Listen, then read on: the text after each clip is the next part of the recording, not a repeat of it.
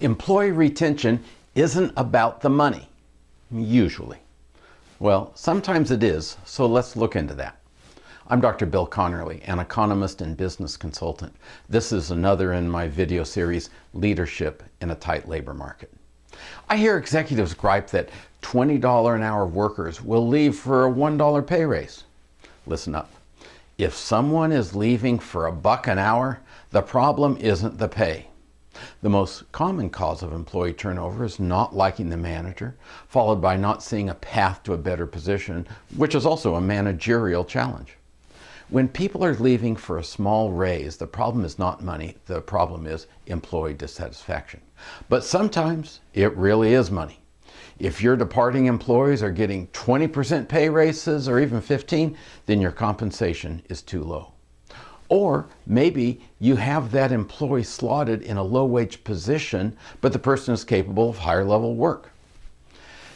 In larger companies, some statistics will help. For example, if your top salespeople across the country leave for more money, then something in their pay package is wrong. Are you capping their commissions or bonuses? Putting a ceiling on commission only makes sense when you want a ceiling on sales. And if that puts a salesperson's compensation above the boss's pay, so be it. How can you tell if your compensation is reasonable? First, check out your state's labor market information service. Google your state and labor market information. You'll find lots of occupational earnings data. Also, many industry groups sponsor pay surveys specific to that industry. Check with your human resources contacts to see which surveys best match your employee population.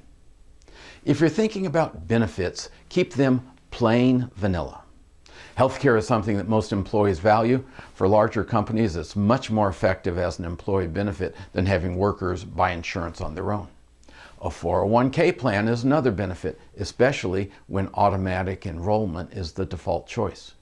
But I hear talk about childcare or health clubs that target a narrower group of employees. Yeah, and the ideal location for such things may not be the company premises. For some people, childcare near the home might be better. If parents are sharing transportation duties, childcare at mom's work or at dad's work may be inconvenient. And parents feel better when they can fire their child care provider without giving up a company benefit. Similarly, one person may want to go to a gym with specialized equipment while another wants one close to home.